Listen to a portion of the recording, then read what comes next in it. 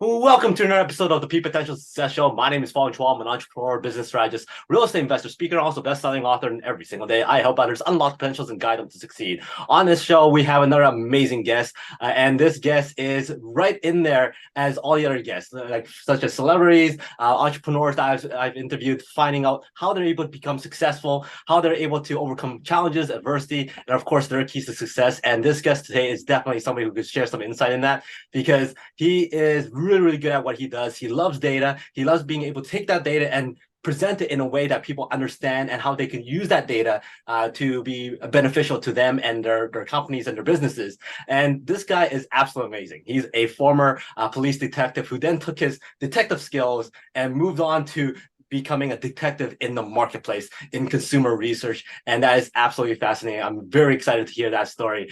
He loves the intersection point between the consumer behavior and market dynamics. He studies the buying, the shopping, the consumer behaviors. He makes research relevant to businesses and creating those strategic insight and foresight teams to let them take that data, make it relevant, make it important for them to expand, grow, and become more and more successful. So without further ado, please welcome consumer psychologist, the Sherlock Holmes of consumer and market behavior, Dr. ARI ZELMANOW.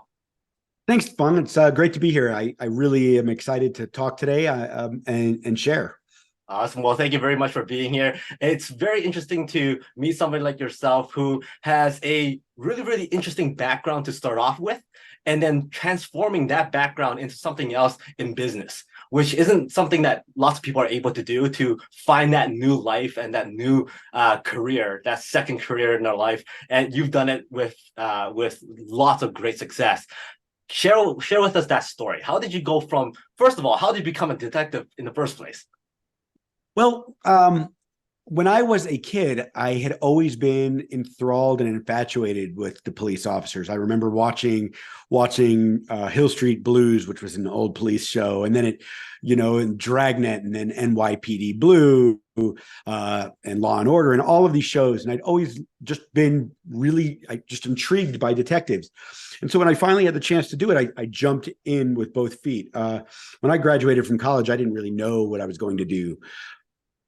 And so I became a police officer and then a police detective. And I had the opportunity to do a lot of different things within the department. I worked as a patrol officer, a bureau detective investigating aggravated assaults, robberies, child abuse.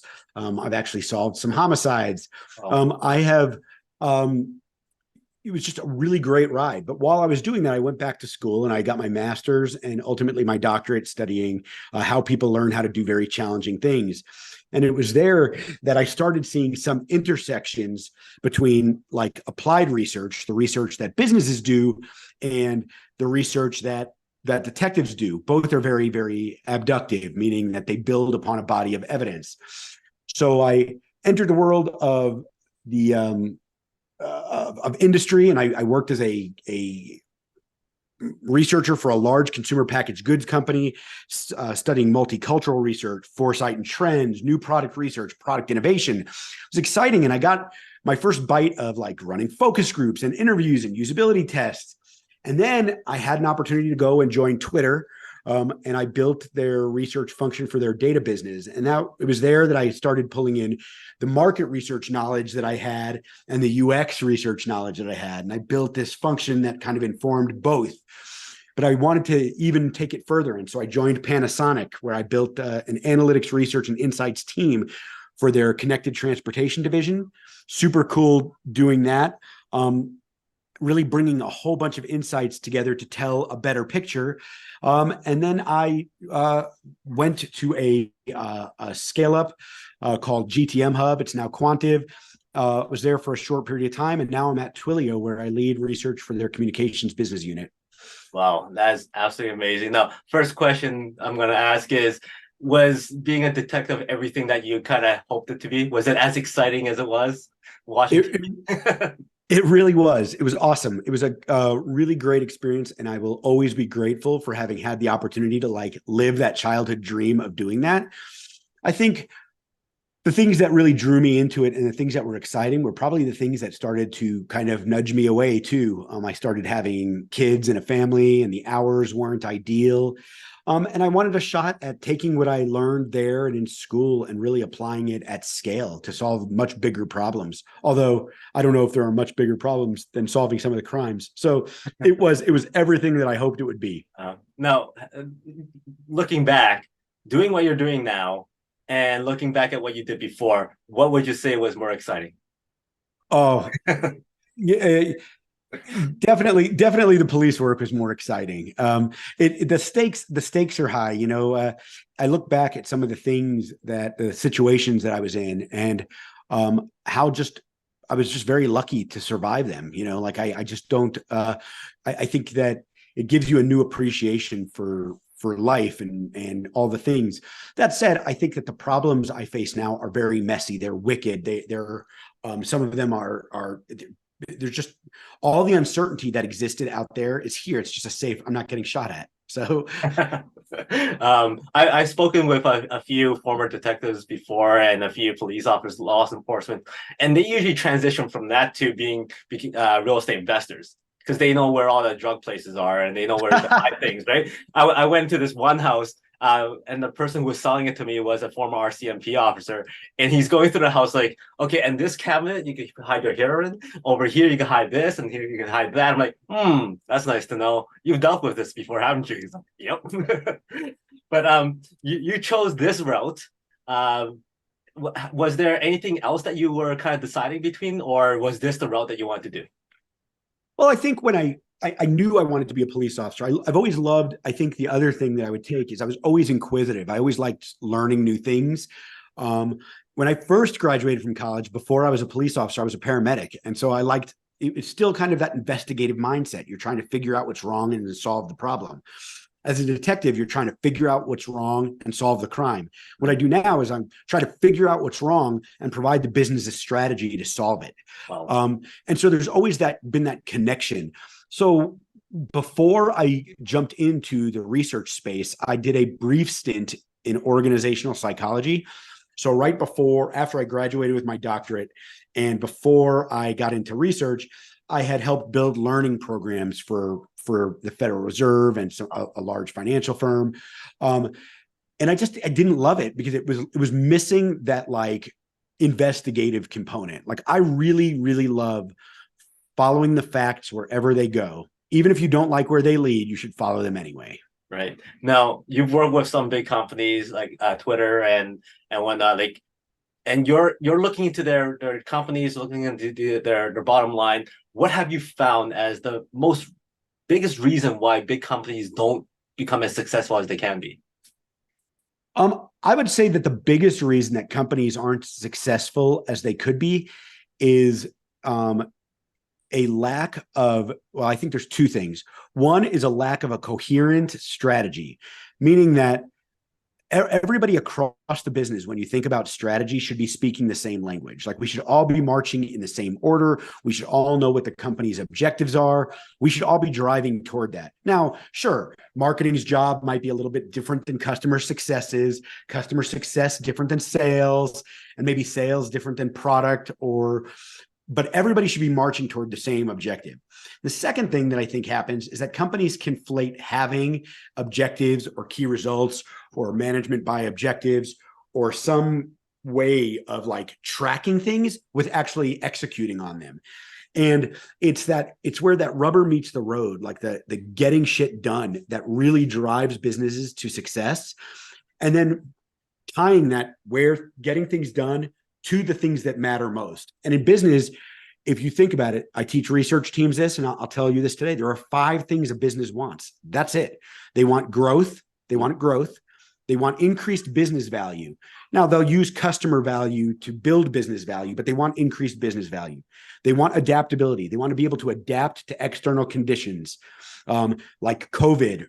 If people could adapt faster to that, they were more successful. They want to mitigate risk, and they want to move faster than the competition. And if you think about speed, look today at the world with AI, machine learning, natural language processing, large language models. You're seeing an influx of companies doing all sorts of stuff with that. they're trying to be speed. It's speed with the best thing to market creates value for the business and leads to growth. And so companies that are focused on those things, on those things win. Mhm. Let me ask you this, because you come from a law enforcement background as well. There's stories about you're saying something with a friend, and all of a sudden all these ads pop up, and all of a sudden something gets ordered and shipped to your place and whatnot, because AI is listening. AI is making that speed of implementation even quicker for companies to sell you a product, to market to you, and all that kind of stuff. Is there a line of ethics or privacy or something that you believe should or should not be in place? Yeah, it's a great question. And I think that it's there, I believe that there should be a line in place. I also believe that customers and people should be informed consumers of the things they buy. So, for example, I have an Alexa. I have Siri on my Apple products. I kind of am accepting the fact that like they're probably listening. I mean, that's a fact. I mean, well, or they're at least listening for the word. But like to your point, it's weird that like I'll be sitting around talking about pizza and all of a sudden the Domino's app pops up. You know, like I mean, so I think that that's not great. I also think that it goes even a step further because they're geofencing too, and they're watching if you travel into an area, I can serve you an ad. Now, the argument for that is that they can give you tailored and personalized things that you might actually be interested in.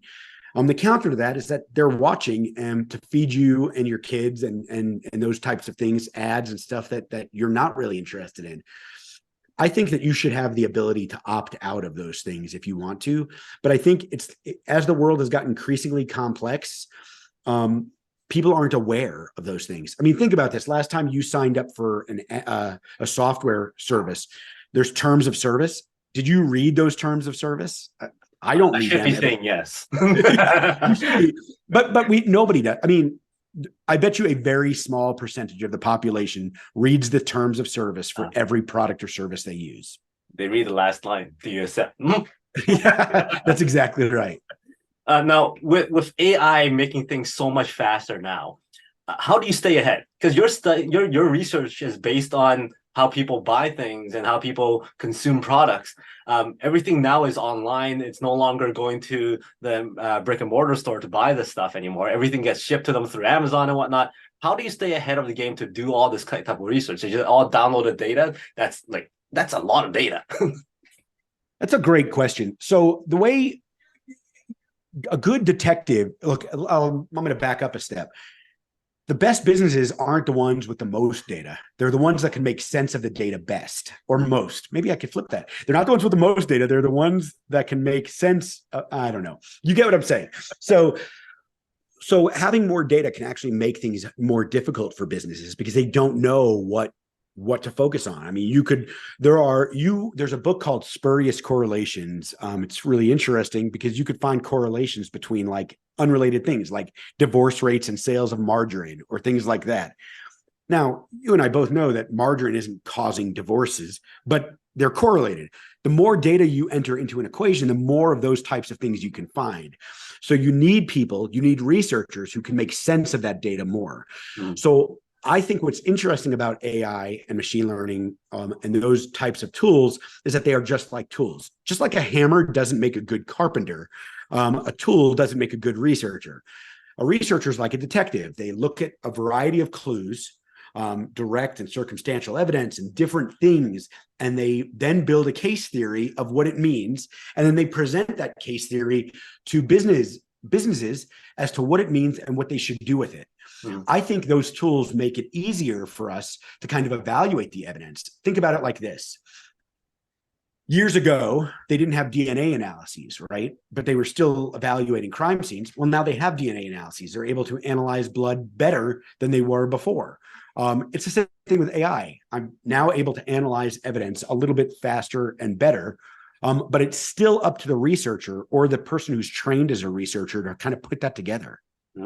Now, how do the smaller businesses survive? Like if they're not able to hire teams and businesses and companies to put these data collectors together and how to go through it and analyze this data, how do they compete with the big people?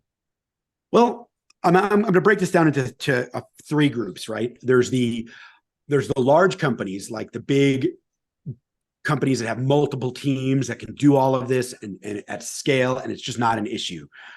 They obviously, we don't, you've mentioned that they just do it. There's the middle tier companies that are big enough that they need this work at scale, but they're not hiring researchers or teams yet. And that is where you'll have marketing people, you'll have product managers, sometimes you'll have the founders doing research, but like trying to make sense of that research and balance that along with other things. Those companies are in dire need of a strategy. Remember, you asked me earlier, why do businesses fail? It's the same, or what makes businesses successful? It's the same thing that makes research teams or research practices successful. If you don't have a strategy for how you want research to function in your business, it's like putting somebody on a hamster wheel. They're going to do a lot of work, but they're not going to like get a lot done. So those mid-tier companies need a strategy for how to use all the data and insights available to build a compelling story that drives them forward. And you can box that into the 5 things: growth, value, adaptability, risk, speed. And then there's the startups. These are the companies that are like, Fong, if you and I were going to start a business today, it's you and I, we got to figure it out. CEO, COO, we're also sales, we're also marketing, we're also product. We do it all. Maybe we hire some engineers. We also need a strategy. Our strategy might be a little bit different than the mid-tier company, but if you don't build that strategy in the beginning, what ends up happening, just like in any other company in the world, is you develop debt. You're going to pay everybody. There's a saying in gambling about the vigorish. It's paying the juice. Everybody pays the vig. Businesses will either pay the vig on the front end by developing a strategy and executing against it, or they're going to pay it on the back end when they have to clean up all the shit that they did earlier and fix it. Mm-hmm. Now, when it comes to implementing those strategies, you work with big companies, small companies, individuals, businesses and whatnot. Are there different levels of SIFT that you implement or teach their teams? Absolutely. And also explain more about SIFT as well. Yeah. So SIFT is an acronym I coined. It stands for Strategic Insight and Foresight Team. And really team is, you could substitute the word team for function. SIFT is a function that helps the businesses gather evidence, analyze it, build a story, and then do something with it. It's that simple.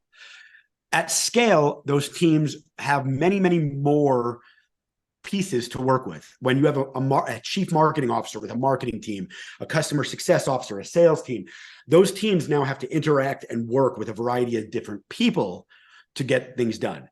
At smaller scale, those teams, that function now has to work with a variety of different domains to get things done. So going back to my example where Fong and I have created a business, we still are going to want to do marketing. We're still going to want to do product development. We're still going to want to do sales, and data is still going to be coming in. Our SIFT is now a function of, okay, how are we going to gather this evidence? How are we going to analyze it? And then how are we going to use it, store it to create data stories that help us move forward and grow the business? Because at the end of the day, a business is only as good. I mean, it's only a business if it's growing. Right. Like the reality is people, I'm not obtuse that there are some businesses that want to do a lot of good for the world, but a business won't exist very long if it's spending $1 million to make 1,000. Exactly. It's kind of backwards. It really is. Analyzing data, presenting data is something you're really, really good at. And it's very important for companies to understand how to present data. Now, there's also the other side, the consumer. How do they protect themselves from those who kind of take the data that they want that benefits them and then tell a story with that? For instance, I've seen some news stories, like I get caught with this a lot. I see a headline or something and go, ooh, that's interesting. You click on it. It has nothing to do with what the headline says, except for the very last line. Or the headline says something, and the very last line it says, but this is all untrue. Well, that's just not fair. So how does the consumer protect themselves from something like that, where they're taking data and presenting in a way that's not 100%, ethical? Yeah, and that kind of stuff is getting worse, and it's misleading and it's dangerous, and people are not really good consumers of information. And I see a trend where that's continuing. I think the first thing that people need to do to protect themselves is consider the source. So if I was going to click on an article for somewhere, I'm always looking at the source, the URL. Like there are certain sources I trust. I will also tell you this, like I'm in the United States where we have a very polarized and politicized landscape. But when I watch elections, I watch news sources from both sides, because news reporting used to be I'm reporting the facts. Now it is, I'm reporting an opinion grounded in some facts. And you'll see it where two people will report the same exact set of facts, but with a totally different spin. So I think that you need to go into the world thinking like, what's the source? What if I'm wrong? And then I think you need to take a very scientific mindset to considering these things. So for example, thinking about what if I'm wrong? What if what I'm looking at is wrong? Is the amount of evidence that I'm seeing support this? Am I being biased? Am I thinking about this? I think some of this takes some critical thinking to make that happen. And also potentially find 2 or 3 more stories that support that before you go, no, this is all true. Presenting information is also something that you're really good at. The storytelling, building that story. So what's your thought process? Because right now with AI and Chat QP and Chat QPT, I completely missed that title. But anyway, GPT. Yeah, that people could actually make storytelling appear by AI. So for you, how do you look at something and go, okay, I have to present it this way, which not many people can duplicate, into a way so that people can go, okay, I want to hear this, and I'm gravitating to this story. Yeah, so I think there's 3 things that you have to do, and there's one that's based on one thing that has to happen before you could do the 3 things. And it's why ChatGPT can be effective in some cases, but it might not be as effective in others. The first thing you have to know is know thy audience, right? So knowing who you're speaking with will dictate the framework that you would use to tell your story. So speaking to a group of executives might be very different than speaking to a group of designers. The reason is they're looking for different things. But in both stories, you need 3 things. Because when you're telling that kind of story for action, when you're trying to compel somebody to do something, when you're trying to influence somebody, you need ethos, pathos, and logos. Ethos is an appeal to credibility. You're going to have built credibility long before the presentation that you're giving, but you'll come in with some baked in credibility, like having built teams before or having where you are in the business. The second, pathos, is the appeal to emotion. ChatGPT doesn't know you or your audience. You have to feed it something so that it does know you. But if you don't know your audience, you can't appeal to them emotionally. And then logos is the appeal to logic. That's the data and evidence that you're going to present. And presenting data and evidence along with credibility and along with emotional appeal will move people into action. And then knowing that is the overall arching thing that you need to do, it's good to have some sort of framework to know where you want to go. Like, for example, if you're looking to have a story that drives people to take some sort of action, you want to use a framework that drives people toward action. Something like I have a framework called a POSTER, and it's an acronym for problem, outcome, solution, time frame, evidence, and risks. And if you tell a story by touching on all those bullet points, you're able to tell an elevator pitch story to an executive in less than 2 minutes that can drive toward them making a decision. Wow. But you want to use ethos, pathos, and logos in doing that. Now, as you know, tools are just tools. You either use it well, you don't use it at all, or you don't use it well at all. When it comes to ChatGPT, how would you use it to make your job easier or make your job more efficient? Yeah, I would, if I was going to do it, it would be, there's a few things that I would feel are requirements for me. One is I wouldn't ask ChatGPT anything that I didn't already know. So like I wouldn't take information that it gives me and take it at face value without corroborating it or triangulating it. I might use it for content creation to come up with ideas, but I would need to know enough about the idea to know if Chat GPT was the word that they would use in AI is hallucinating, but or if it's just being false. If it's I don't believe that you should feed out information that you don't know is true. The second part of that is I would, sorry, we got some noise in the background here. The second thing I would do is I would make sure that like I can find provenance for the data that's coming forth. So I want to be able to link it. Now, I might not cite it in everything that I do, but I want to be able to have an intelligent conversation about how that's coming. Now, going a layer deeper than ChatGPT, I would also, I could see using AI, machine learning, natural language processing models to help analyze large data sets. Again, you will want to know enough about the data and what you're seeing to know if it's true or false. I don't quite trust the models to the point where I would let them speak for me. Cool. Now, when people come to you, walk us through the process of what do you do with them? What kind of questions do you ask so that they get a sense of as to, okay, this is what I need to prepare for so that I could have Dr. Ari here help me out when to grow my business or to set up a system or a strategy to collect the data accordingly. Yeah, I think the first thing I would ask is it's through a framework of understanding what already exists. So I think of this acronym, forget the acronym. I think in terms of like understanding what already exists. So what's in place today? Do you have research teams in place yet? Do you have, how are you collecting data? Where are you storing it? How are you analyzing it today? Then, as I told you, part of the strategy is identifying what in the future these businesses are trying to accomplish with this.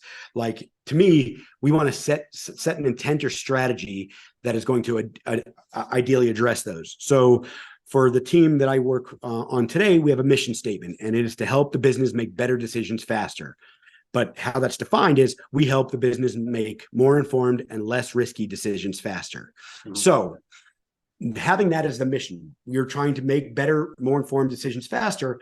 I think in terms of, okay, what are the types of decisions that you're looking to make in the future? Are they marketing decisions? Are they product decisions? What are your company's objectives and key results? Like, what is the ultimate goal that you're trying to accomplish? Mm-hmm. What is it in terms of growth, value, adaptability, risk, and speed? Then once I understand that, the next step of that is, okay, we now know what you have and where you're trying to go. Let's tailor a solution that helps us gather the right data, put things together, and drive toward an outcome that you want. All research should be outcome driven, not output driven, meaning that all businesses don't want a research report. They want a better decision. They want increased growth, value, adaptability, risk, speed. And so driving toward that. And then finally, once we've identified that, we look for systems and ways to measure the effectiveness and impact of what we're doing. Because if you can't measure it, first of all, it's really difficult to talk about the impacts you're having. But businesses generally like to know that when they're investing in something, what the return of that investment is. No, normally do companies have a budget set aside for like a research team that's usually within the marketing team, or should it be a separate budget on its own? Okay, so platinum level, like the ideal state is that companies would set up SIFT teams, the strategic insight and foresight teams, independent of every other unit. So they should report either to the chief strategy officer or the chief operating officer. Now, that's not to say that they wouldn't support the entire business, meaning they wouldn't support the UX team or the marketing team. But it does mean that they would be independent of those. So I always like to say, like, that they're accountable to all, beholden to none, meaning that we want them focused on the biggest business problems, not the biggest problems within each business unit.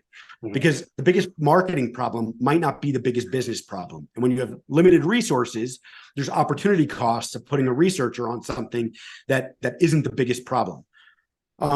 So I want them to be independent. Now, in the real world, what generally happens is researchers have already been hired under marketing or under UX design teams. And at that point, you need to reconfigure a little bit about what they're doing to make them more SIFT-like. The problem is is that once a researcher is already hired to work for marketing, you're having to go to marketing and ask them to give up some of the resource that they've procured, and it becomes a challenge. But my background in organizational psychology, we're able to kind of address those and work through those issues. No, there's business owners out there who goes, you know what, I don't need research. I'm doing very, very well right now. Why do I need to have another group of people in place to do more research for collecting data that I probably don't really need? Do you have a case study or an example of a company who implemented that one thing because of market research that changed everything? Well, I'll tell you, I'll counter that with an example of a company that didn't. A long time ago, there was a company called Nokia. I'm kidding, because everybody knows who Nokia is. They had market share. They had the dominating market share on cell phones. And then this other company came along named Apple, and they created a phone that had no buttons. It was just a screen. And Nokia said, nobody's going to buy that. That's not what we need to do. And a few years later, Apple owned the market share and Nokia lost it all. It's because, and there was a woman named Trisha Wang who did work on this years ago. She was a famous, she's a famous ethnographer. She did work in China that saw signals that this was coming. She did research that saw signals that this was happening. And Nokia, she gave that to Nokia, and Nokia ignored it. The signals were ignored, and that is what happened. I would also say that, like, if you think about there's a graveyard of products and companies out there that didn't listen to research. And there will be people that will point to lots of success stories of companies that they think didn't do research. And I would argue that those are all outliers. Like a company that's successful without doing research is rare. And the reason you see it is because it's so rare. You notice the rare thing. But I would say to any company that thinks that they shouldn't do research is, I don't disagree with them that they don't want research. Nobody wants research. They want the outcome of research. Right. They want to mitigate risk in decision-making. They want to know what's going to help me grow, what's going to help me build. Like you and I both today, we could sit down and create the most delightful customer experience in the world, but we would spend more than the company has. What researchers help companies do is use scarce resources in a way that is most profitable. And good researchers look at a bunch of evidence. They look at revenue. They look at the customer journey. They look at the way we're delivering services. We make correlations. We look for causal relationships. We use quantitative data and qualitative data. A good SIFT detective, strategic insight and foresight team detective, will look at all of those things, build a case, and present that to the business. When businesses don't do that, they're competing against businesses that do. And businesses that do, I'll say this. Does Apple have UX researchers? Yes, it does. Do they have market researchers? Yes. Does Microsoft? Yes. Does Google? Yes. Name any company in the Fortune 500 and they all have researchers. So there's a reason that they do it. They know they want to. Those businesses are all beholden to shareholders. They're spending money because they want to make money. If it works for them, why not implement it for yourself, right? And yes, and I would stipulate that you might not be able to do it for yourself at the same scale. Like, I'm not telling any small company, hire a team of 10 researchers tomorrow. What I'm saying is employ the principles of research in your business, whether it's you employing them or whether you're hiring somebody to employ them. But if you don't do that, you're competing against other companies that are doing that. And the problem is when things are going hot and really well, great. It's when things get tough and lean and you're having to figure these things out and make decisions, or when like a new tool hits the market or something. How does this all work? Or when a global pandemic hits, what are you going to do? How are you going to adapt and evolve faster, speed than the competition? Those all matter. Researchers all drive that. And for those small companies, it could be as simple as something like contacting your current and former clients and asking them, hey, what was good, what was bad, and contacting the ones that didn't buy anything. Hey, what do we miss that would actually get you to buy something? Something as simple as that.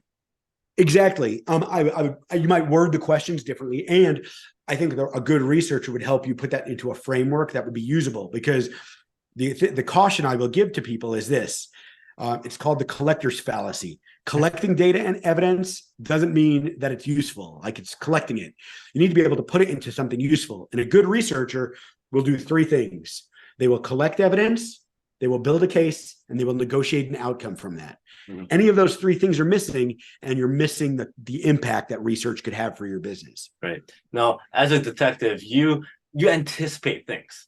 What do you see coming in the future in this area of market research and data collection and businesses when it comes to, let's say, technology, AI, and all that kind of stuff? What can we expect in the next few years here? I think you can expect to see a lot more tools supporting the collection of evidence. But I think it's also builds possibilities and opportunities for those of us who are going to help you build a case from that evidence, who are going to help you make sense of it, who are going to help you sift out the I did it on purpose. Who are going to help you sift out the stuff that's not useful to help do that and develop outcomes. You mentioned like advisors. So like if people have watched movies and they've seen like The Godfather, in The Godfather, there's Don Corleone. He's the Don, the head of the family. Mm-hmm. There's a guy next to him named Tom Hagen. Tom Hagen's the consigliere of the business. He is the advisor. Now, why would you need an advisor if you're the Don? I mean, you're making the decisions. Yeah, research is the consigliere. We're the right hand to the king or queen in Game of Thrones. We're the person who helps make better decisions. In the future, businesses are going to need strategy, consigliere, to help them make strategic decisions based upon the vast amount of data available, because we're not seeing a deceleration of data sources. We're seeing an acceleration of data sources. And as we started out this conversation today, more data isn't better. Making sense of the data more is better. Exactly. Very, very great insight there. Now, for you, let's say we put you on the world stage and you have some great advice, a great message for everybody to hear. What's that one thing that you want everybody to remember Dr. Ari for? I would say that I want business to be elevated to the right hand. I want business to be seen as the consigliere. I want to see them be seen as trusted advisors to business. People who conduct research shouldn't deliver data. They shouldn't deliver insights. They should deliver counsel. They should be the people who are trusted when we're trying to make a very tough decision. We've got some evidence and the game is on the line. That's what I would say. And I think that people, whether you're a researcher, whether you're in a function that does research, or you're a founder who doesn't have any of those but needs to conduct research, I think you need to have the forethought and think about those things before launching headfirst into it. Awesome stuff. Thank you for that. Great words to live by. That concludes the formal part of our conversation. I got a few quick questions for you, rapid fire. Give me the first thing that comes to mind. Okay. Right. Strand on desert island. One food to eat for the rest of your life, no consequence. Sushi. I thought it was pizza. That's a good one. I do love pizza, but you said one for the rest of my life. I mean, so sushi's over pizza. Hollywood calls and go, wow, we got your life story, who's a doctor, a detective, a market research, all these great different roles that one person could take. We want to do a biopic on you. Who would you cast to play you? Who would I cast? Ben Stiller.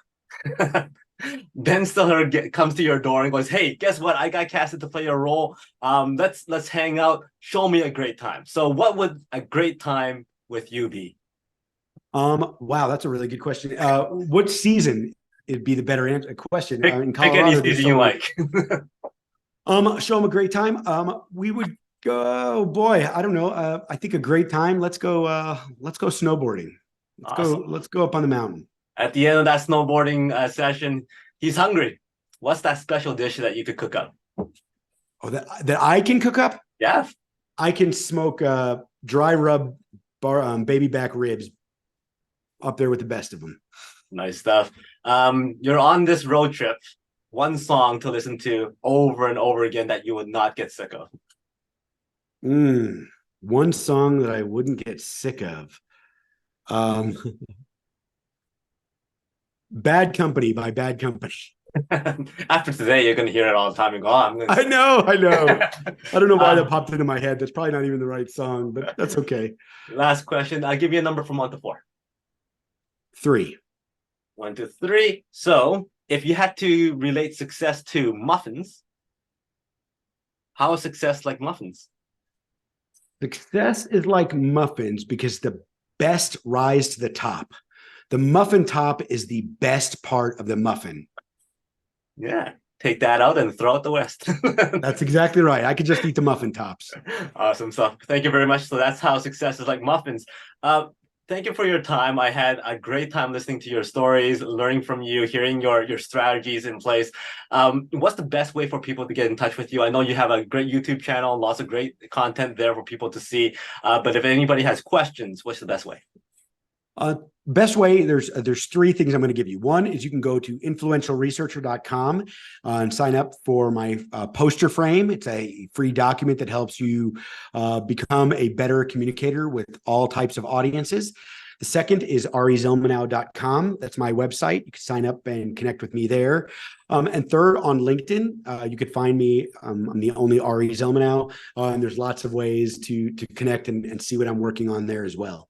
Great, awesome. And any final words from you? No, I really enjoyed this conversation. This has been fantastic, and I look forward to a time when you and I can meet for sushi in person. Sounds good. I'm looking forward to that. Once again, thank you again, everybody else. Make sure you connect with Dr. Ari. Like I said, lots of great stuff on YouTube. He has a lot of great content there. And I'm sure if you want to learn more about data collecting or storytelling, all that great stuff, Dr. Ari is in the house. So until next time, he is Dr. Ari. My name is Fong. Today is the day to unlock peak potential. We'll see you later.